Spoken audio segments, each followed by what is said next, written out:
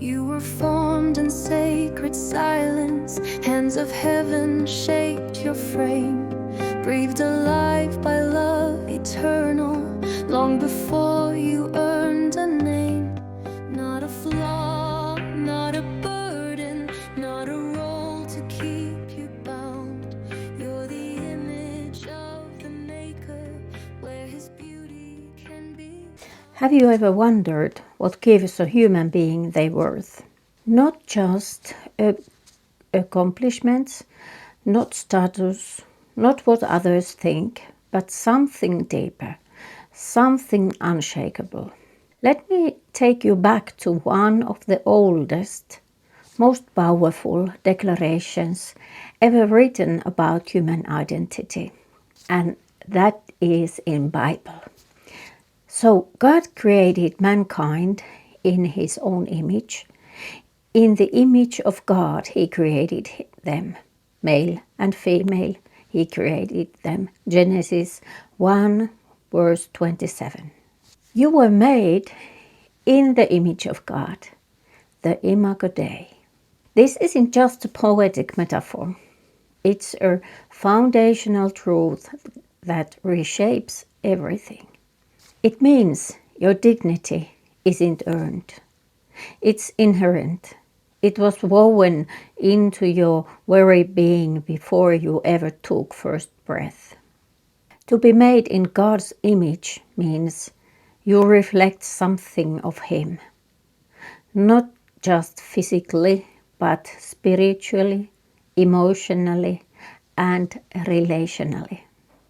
It means you carry the spark of creativity, the capacity for love, the conscience, a hunger for justice, and a deep, innate desire for connection from very first beginning when you were born. These aren't random traits. They are fingerprints of the divine. And here's the powerful part. That means every person you encounter carries the same worth. The person you agree with and the one you don't. The stranger, the friend, the outcast, the enemy. Each of them bears Imago Dei. Let's go even deeper. Before I formed you in the womb, I knew you. Before you were born, I set you apart. Jeremiah 1st, verse 5. So long before anyone spoke your name, before you were applauded or misunderstood, before you ever achieved anything, you were known, not just observed, known, not just noticed, loved. This is not the kind of love that comes and goes based on your performance. This is the kind of love that begins before time and never ends. This verse tells us something the world often forgets, that you are not an accident. You were crafted with purpose. You were set apart with intention. And yet, how many of us live as if our worth is on trial? We measure ourselves by productivity. We compare our lives to others on a screen. We believe that if we fail, we fall all the way down. But what if we lived like these truths were actually real? What if we truly believed, that our dignity is unshakable? Not because of what we do, but because who made us. What if we treated each other that way? You are made in the image of God. That means you matter. You are deeply known. That means you're never invisible. You are loved before you ever proved your worth. that means you are free. So the question is not, am I enough? The real question is, what would change if I believed I already am? Let that truth not just inform your mind, but transform your life. Because identity rooted in divine love is a foundation that cannot be shaken. And let's be honest, life can be messy. You know that. We all know that. We all carry our stories, our regrets, and our failures. Moments we wish we could erase. Words we wish we hadn't said. And decisions that haunt us in the quiet. And yet, here's one of the most radical truths ever spoken. But God demonstrates His own love for us in this. While we were still sinners, Christ died for us. Romans 5, verse 8. Not after we got it together. Not once we proved we were good enough. But while we were still broken. When we were still searching and we were still hurting. The cross wasn't a transaction. It was a declaration. A declaration that said, you are worth redeeming. You are worth dying for. And you are worth loving, even at your worst. Think about that for a moment. In a world that often values people based on what they produce, how they perform, or how they appear, God looks at you in your darkest hour and says, you are still mine. Redemption is not just about forgiveness. It's about restoration, restoring the dignity that pain, shame, or the world may have tried to erase.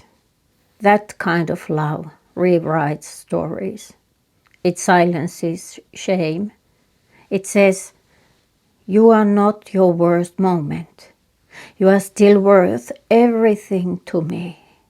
But here's where the shift happens. From gift to calling. As a prisoner for the Lord, then I urge you to live a life worthy of the calling you have received. Ephesians 4 verse 1. So this isn't just about who we are, it's about how we live. Because if we are made in the image of God, and we are, if we are known and loved before birth, as we are, if we are worth redeeming even in our brokenness, which we are, then we are also called to walk in that truth. To live with integrity, to speak with kindness, to stand for justice, to love when it's hard, to forgive even when we'd rather not. This kind of life doesn't come from pride. It comes from remembering who we are. Dignity is not something we earn through good behavior. It's something we reflect because we've already been given it. Every choice we make, every word we speak, every act of compassion or courage, it either echoes that dignity or denies it. So the question becomes, what would it look like for you to walk in your worth, to carry your God-given identity into every space, your relationships, your workplace, your community, not with arrogance, but with quiet strength, with grounded grace, with the kind of presence that reminds others of their dignity too. You see, the message isn't just about you.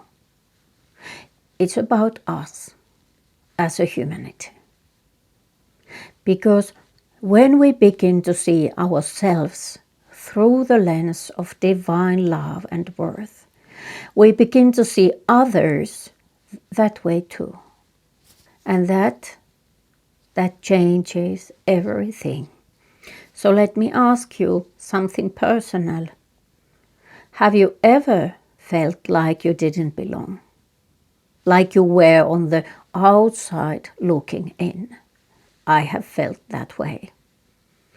That deep ache that to be accepted, not for what you do, but for who you are, is one of the most universal human experiences. And Scripture speaks directly to that longing.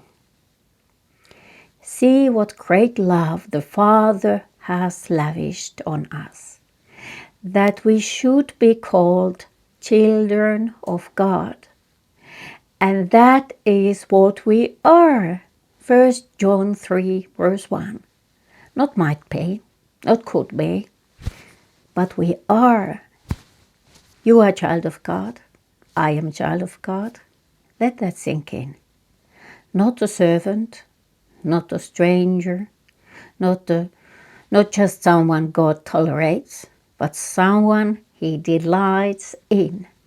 This isn't about membership in a religion. This is about belonging to a family, God's family. And in that family, your worth is never questioned. Your place is never threatened. And your identity is never earned. It's received. It's birthright. This truth is profoundly healing. Because when life leaves us feeling isolated, when we face rejection or failure, we can return to this unshakable reality. You are never alone. You are loved beyond comprehension, and you are home in the heart of the one who made you. So, what have we seen today?